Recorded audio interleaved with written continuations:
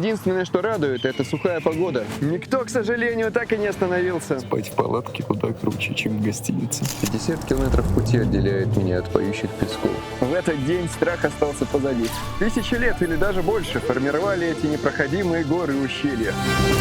У вас все получится, ребята! Этот вид сносит мою крышу с ума.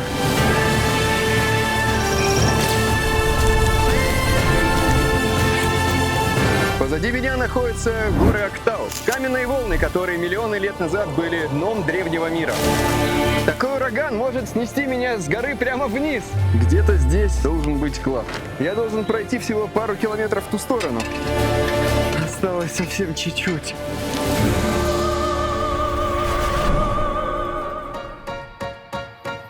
Ассаламу алейкум, мои дорогие. Сегодня уже утро воскресенья. Я сходил с утра в полицию и написал заявление о пропаже дрона, так как мне сервисная служба DJI написала, что заявление мое принято в работу. Как только дрон подключит к интернету, они сразу мне пришлют геоданные, где он находится.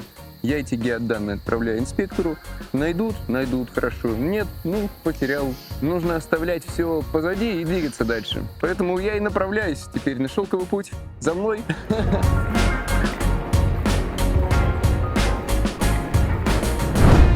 Это опасное оружие, не стоит с ним шутить. Ладно, я добрался до автовокзала, купил билет практически до Баши, это там, где начинается мой шелковый путь.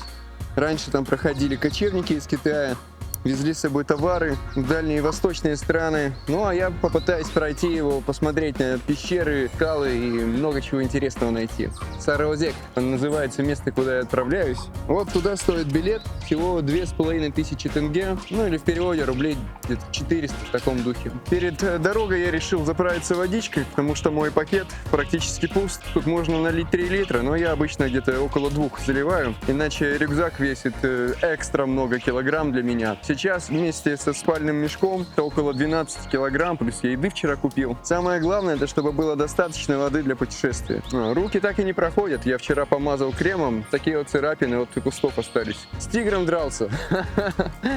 Ну ладно. По интернету я, кстати, посмотрел. Было написано, что автобус ходит всего 2 раза в день. А когда приехал сюда, узнал, что практически каждый час отходят маршрутки. Так что переживать не о чем. Приезжайте на автовокзал, покупайте билеты и спокойненько добирайтесь.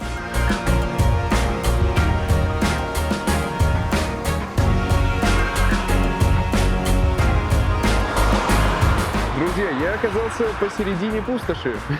Сарыозек — это местечко, где будет последняя цивилизация перед поворотом на поселок Басши. Сильное солнце, жара сегодня около 40 градусов. Нужно аккуратно расходовать силы. Большую часть времени лучше проводить в теньке. Не буду задерживаться на этой развилке, а постараюсь как можно скорее поймать попутку. Единственное, что радует, это сухая погода. В небе не облачко, и это замечательно. Уже с десяток автомобилей проехали мимо меня. Никто, к сожалению, так и не остановился. У людей, видимо, другие дела. Или нет возможности подбросить меня. Благо, воздух прохладный, но солнце печет не по-детски. А вот я вижу пару тачек. Может быть, они меня подбросят?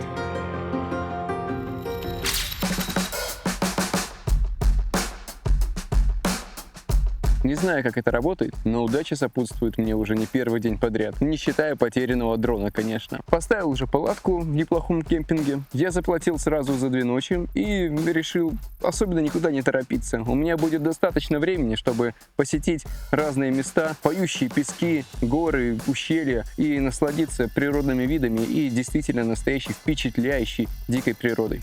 Увидеть первозданные мотивы, красоты и натуральную краску, пейзажи, которые рисуются тысячелетиями. Не знаю, когда еще выпадет такой шанс. Однако моим попутчикам повезло не так сильно, так как национальный заповедник закрывается уже к 5 часам. Билетная касса работает, как понимаете, не нон-стопом. Они пилили сюда из Алматы около 4,5-5 часов, и теперь им предстоит обратная дорога, не повидав той цели, к которой они и собирались приехать. Надеюсь, их вознаградит судьба как-то по-другому, потому что они довезли мое тело сюда. И оно теперь довольно, ставит палатку и готовится к тому, чтобы отдохнуть перед вечерней трапезой. Признаюсь вам, я не ждал таких лакшери условий. Оказаться в кемпинге с ванной комнатой, с электричеством и Wi-Fi — это что-то за гранью возможного. Зачем платить 100 тысяч тенге за номер в отеле, если можно купить себе палатку? Я здесь, кстати, совсем не один гость. Тут много туристов из разных стран. Я уже встретил ребят из Франции, кое-кого из Швейцарии, много из Индии туристов. Кстати, небольшой распаковочек того, что у меня есть в палатке. Это сумочка с моими носочками и трусиками, я ее использую как подушка. У меня есть очень классный плед, это термоодеяло. Его используют в альпийских всяких горных снаряжениях, чтобы не дать холодному ветру вас обдувать. И термобелье. Я буду использовать его как ночнушку, чтобы не пачкать свои штаны и рубашку. В остальном я больше не нуждаюсь. Закину также рюкзак, чтобы вещи были в сохранности. А в остальном все. Я думаю, самое время пройтись по округе и посмотреть, что же все-таки здесь есть. За мной стоят несколько кемперов, в которых можно остаться на ночь. Здоровые, которые слайдер-систему имеют, чтобы раскладываться. Обычные — это что-то типа немецких табертов старых. Кстати, здесь есть несколько ванных комнат. Вот прямо здесь душевые, туалет и все необходимые сантехнические средства. Вы посмотрите, чистейшие комнаты. Меня несколько шокирует, насколько я попал в современные качественные условия кемпинга. Вот многие жалуются и говорят: европейские условия, да, там все для жизни сделано. А посмотрите, я нахожусь где-то в глухомане. Кстати, вот еще душевая комната. Заглянем. Здесь настолько чисто, что я даже стремаюсь заходить сюда в обуви. Идеальная чистота. У меня в гостинице такой не было. Но на этом вся роскошь этого отеля, гостиницы, иначе это не назвать, не заканчивается. Посмотрите, здесь есть юрты. Реально и в исконном стиле. Юрты, в которых можно остановиться на ночь. Был бы я султан, завел бы себе 3 жен и заселил бы их здесь. Собирайтесь с друзьями, заезжайте в кемпинг, выбирайте себе юрту и устраивайте Новый год. Да, в принципе, вообще любой праздник можете себе здесь устроить. Шашлыки пожарят, накормят, еду принесут, помоют, оденут и еще на экскурсию сводят, посмотреть на поющие барханы. Я не знал, куда я еду. Реально, я просто такой думаю, автостопом рвану, а там посмотрим. Оказывается, полагаясь на удачу, можно оказаться в местах намного интереснее, чем планируемые маршруты. Страница за страницей, друзья, я поглощаю этот текст и без конца не могу насладиться им, утолить свою жажду. Таким образом, эта книга прям впитывается в меня, оставляет слепок длиной целую эпопею. Я не представляю, как я закончу ее чтение и перейду к следующей. Однако невозможно остановиться. Каждая минута, проведенная наедине с Генри Райдером, оставляет во мне желание как можно больше путешествовать и наслаждаться неимоверными видами искателей приключений и таинственных историй. Я думаю, что еще не один день, проведенный в этих чудесных местах Казахстана, приведет меня к новым искушениям. Возможно, я открою для себя что-то незабываемое. Такие же истории, как в этих книгах, наполнят мой сюжет, и вы сможете насладиться ими в будущем.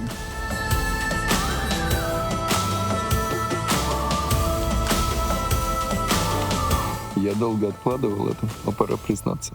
Спать в палатке куда круче, чем в гостинице. Доброй ночи, ребят. Наступило утро. Можно сказать, что я проснулся с первыми петухами, потому что они уже кричат, поют вовсю. Но я-то не первый петух, который встал в этом лагере. Вот так выглядит лагерь по утрам. Мне кажется, это замечательно. Я очень хорошо поспал, наверное, часов 6. Мне этого достаточно, однозначно. Какое же чудесное утро.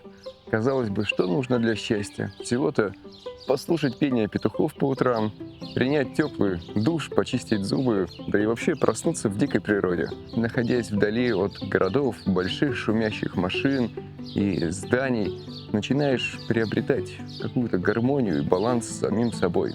Ночью совершенно ничего не мешало. Падали яблоки изредка, где-то пролетали птички, но никаких жуков или комаров мне ночью не повстречалось. Все они обошли меня стороной. Пойдем заварим кофейка, глотнем горяченького. Слышите? Слышите это? Петушиный крик. Купил вчера еще грецких орехов. Не знаю, вообще за копейки. Рублей, наверное, 50 отдал за них. Сейчас ополосну их водичкой, чтобы очистить от пыли и грязи. Ну вот, оцените, чистые грецкие орехи. Мюсли, орешки, немножко протеина и 2 кружки кофе. 50 километров пути отделяет меня от поющих песков. Нужно подключиться кому-то в экспедицию, потому что своим ходом добраться в пустыню не получится. Бывалые путешественники уже организовали здесь свою доску почета. Фотографии времен 1973 года. Присмотритесь внимательнее, на этих кадрах видно Пинсгауэр. Это внедорожник, сделанный австрийской компанией по заказу швейцарской армии. Он способен проходить практически любые преграды. Бездорожье, грязь, пески – все ему нипочем. Двухосная модель может преодолеть практически любые барьеры. Так, я добрался до входа в национальный парк. Внедорожник Пинсгауэр, конечно, может довести куда угодно. Машина серьезная. Видно, что пройти она может по любым пескам, грязи, снегу, воде. Ей ничего не страшно. Въезд в национальный парк охраняется. Если вы все-таки решитесь проехать здесь хитрым способом, будьте готовы оставить автограф. Ваш портрет обязательно запечатлят и пришлют вам фотографии на память. Сухого песка смешивается с остатками кофе. Я чувствую этот вкусный коктейль на своих губах. Мой взгляд устремляется за горизонт, но лазурная дымка горной блокады не дает увидеть, что находится за пределами человеческого взгляда. Вот сегодня, скажем так, разведочный день. Ну а если пойдет, то, может быть, где-то в горах переночуем. Я тебя взял, я тебя должен привезти. И ни один водитель такой не везет и не против тебя. Если вы планировали остаться в этом заповеднике на ночь, то я могу вас переубедить. Здесь редко встретишь автомобиль или другого спутника. Любой водитель, который вас сюда привезет, будет обязан вывести вас обратно. Такие вот условия. Никто не будет брать на себя ответственность за вашу жизнь. Бывалый экспедитор Владимир сказал, что здесь есть снежные барсы, медведи, дикие волки. Каждая животина здесь на учете. Все знают, сколько пушистых лапок должно бегать по этим диким степям. Охота и браконьерство здесь, конечно же, запрещены, поэтому даже думать об этом не стоит. Представьте, что вы оказались один на один с самим собой в этих диких условиях. Ни один автомобиль за вами не приедет, не найдется человек, который подаст вам руку помощи. Мне думается, что нужно подготавливаться к такому основательно. И ни в коем случае не уповать на судьбу, а довериться хорошей подготовке. Тысячи лет или даже больше формировали эти непроходимые горы и ущелья. Нас окружает только сухая трава, дикие пески и голубая лазурь непроходимых далей. Я наслаждаюсь этой смертельной пустошью, опасной для неподготовленного туриста. Ведь здесь вы не найдете ключевой воды или прохладного тенька, где бы смогли укрыться от жаркого солнца. Только сухой ветер снимает с твоих губ последнюю влагу, выжимая тебя до капли, как последнюю тряпку. А вот один из обитателей этой местной фауны. Красавец, не правда ли? Этот хищник здесь повидал уже немало.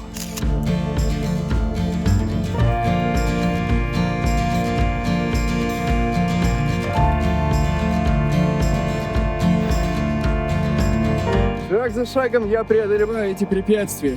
Песок настолько мелкий, что каждый шаг отбрасывает меня на полшага обратно. Легким движением можно скатиться с этих песков в самый низ. Словно на лыжах или на саночках. Спуск будет быстрый. Многие туристы не выдерживают такой нагрузки. Присаживаются отдохнуть у самого подножья. Я подбадриваю их и кричу: да сдует! У вас все получится, ребята! Пески великолепны. Красота неописуема. Этот вид сносит мою крышу с ума. Невероятно. Как же здесь выживают дикие животные? Я вижу небольшую речку, явно водопой для диких козлов, антилоп или другого рогатого скота. Но кто знает, повстречается ли мне здесь сегодня белоснежный барс. Хотел бы я увидеть этого прекрасного представителя кошачьих. Да, песок, конечно, забирается в ботинки незаметно. Только успеваешь вытряхивать эти песчинки, как они снова забиваются обратно внутрь. Подняться туда вверх и вниз спуститься не составило никакого труда. На самом деле одно удовольствие получать такие загадочные небывалые впечатления. Теперь нужно садиться обратно в эту гигантскую машину и ехать обратно в кемпинг. Меня ждет холодный душ и теплый обед. Ветер разыгрался не на шутку. Я чувствую, что сегодня пойдет дождь. На это указывает очень многое. Кисонька, иди сюда. Иди ко мне, девочка хорошая. Умница, давно тебя никто на ручки не брал. Я бы мог поспать сегодня в палатке и вообще плюнуть на безопасность, но мне предложили остаться вот в таком фургончике. Называется прицеп капля, по-английски teardrop. Очень удобная небольшая конструкция, которую можно цеплять за автомобиль и ездить с ней по городу, ну или по загородной местности. Палатка стоит все по-прежнему на том же самом месте. Я ее никуда не передвигал и спал здесь 3 ночи. Однако, если из-за дождя уровень воды поднимется достаточно высоко, ну хотя бы размер с моей ладошки, то меня может затопить. В Таиланде мы с тобой уже ночевали под дождем, дорогая. Ты это хорошо помнишь. Вот в такого красавца я собираюсь залезть. Очень удобно, тепло. Сверху крыша изолированная, ничего не протечет, ни одной капельки не попадет внутрь.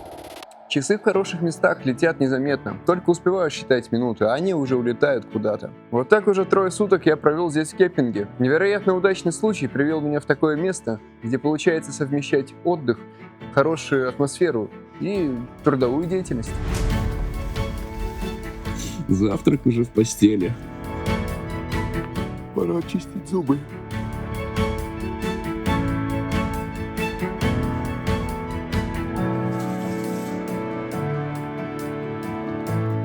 Вот я исполнил свой утренний ритуал. Сходил в душ, сполоснулся, зубы почистил, чай приготовил, кофе. Смотрите, это все под ногами у меня абрикосы. Завтрак из свежих фруктов уже подоспел к столу. Нужно только протянуть руку и сорвать абрикосик с ветки. Разрываешь его напополам. Смотри-ка, сочный, прям течет. И уже можно кушать. Вот так натуральный завтрак попадает ко мне на стол.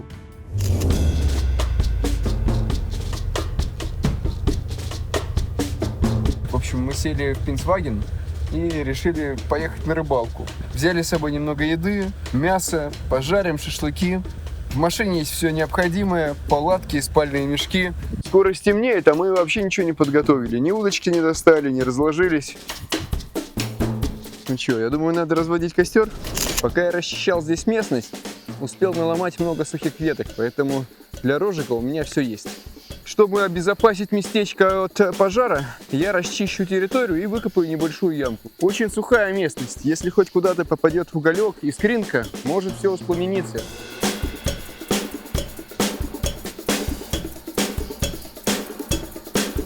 Для пущего эффекта и хорошего розжига я наломаю много мелких сухих тростиночек. Я не буду слишком сильно упрощать себе задачу, поэтому воспользуюсь только спичками. Пошло. В такой благоприятной среде даже не нужно раздувать.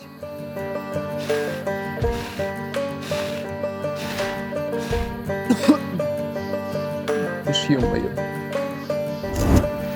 Как говорят друзья, вечно можно смотреть на 3 вещи. На то, как течет вода, на то, как горит огонь в костре, на то, как работает кто-то другой. Сегодня у меня вместо телевизора просмотр костра.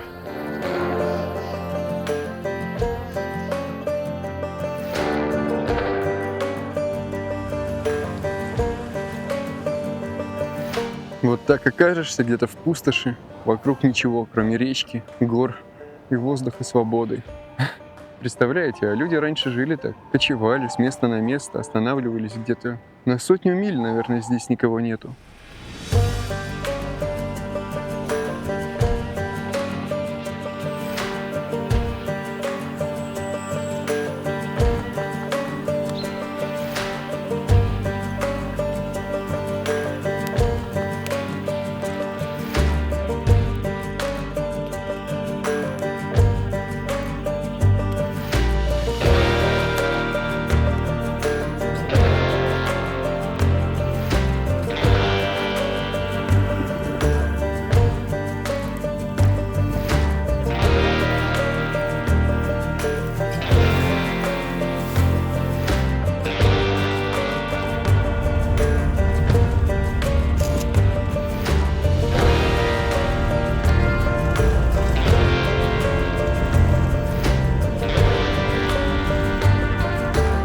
Наконец-то я прибыл в Алтын-Эмель. Это национальный парк Казахстана. Место, где ты можешь услышать, как шуршит песок под ногами, как поют песчаные барханы, или как высокогорные орлы летают над долинами, где еще не шагала нога человека.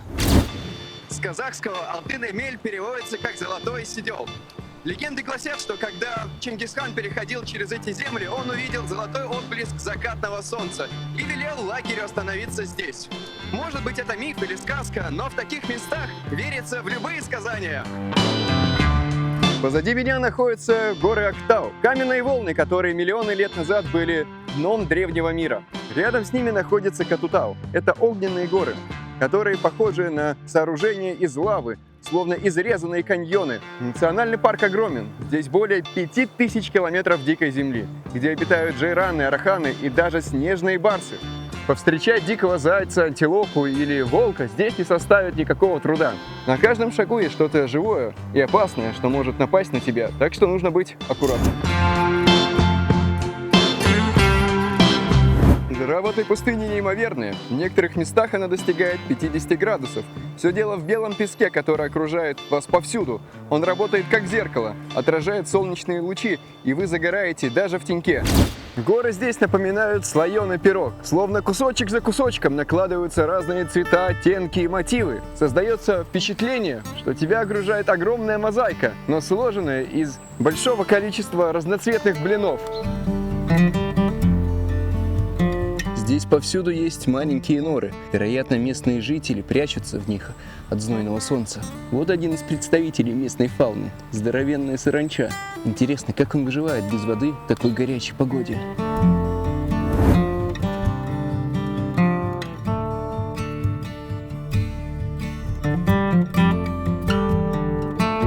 На одной из гор я встретил остатки костра.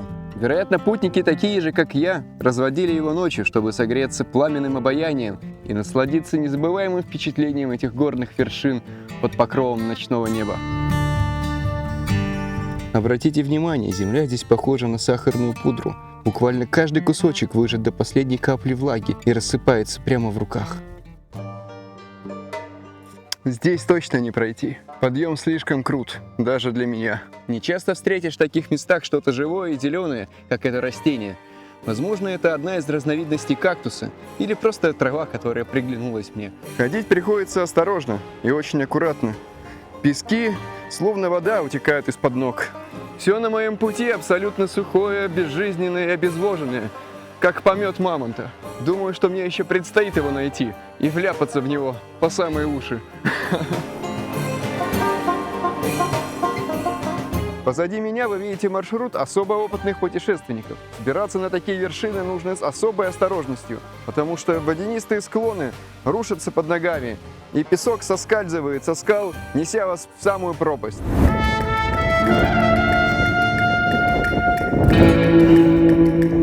Чем выше я поднимаюсь, тем чаще встречаю мощные порывы ветра. Посмотрите, здесь уже отчетливо видна граница между голубым и красными видами песка.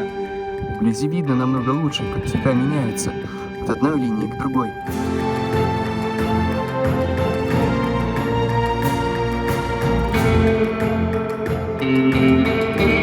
Друзья, не знаю, где я нахожусь, но на этой высоте не видно даже птиц. Наверное, они боятся подниматься так высоко. Ветер настолько сильный, что может сорвать меня отсюда с обрыва. Я еле как закрепил камеру, чтобы сделать этот кадр. Я не могу здесь оставаться долго, нужно срочно спускаться вниз. Не передать словами, как же здесь красиво. Обязательно раз в жизни нужно побывать в таких местах.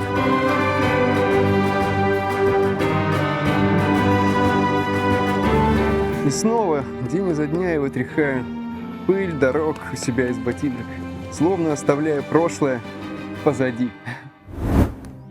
Так, карты на стол, друзья. Где-то здесь должен быть клад.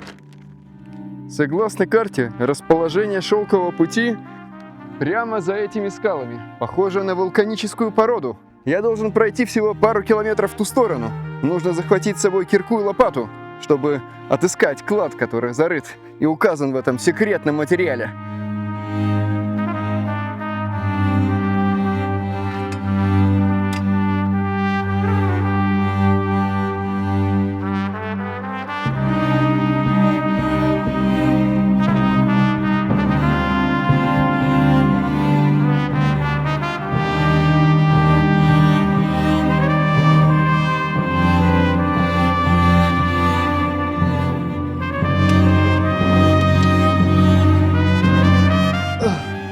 благо полностью исчерпано. Что же делает с человеком?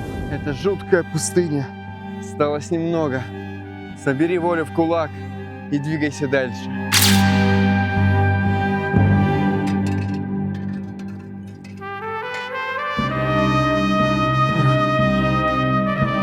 Я практически дошел. Осталось совсем чуть-чуть.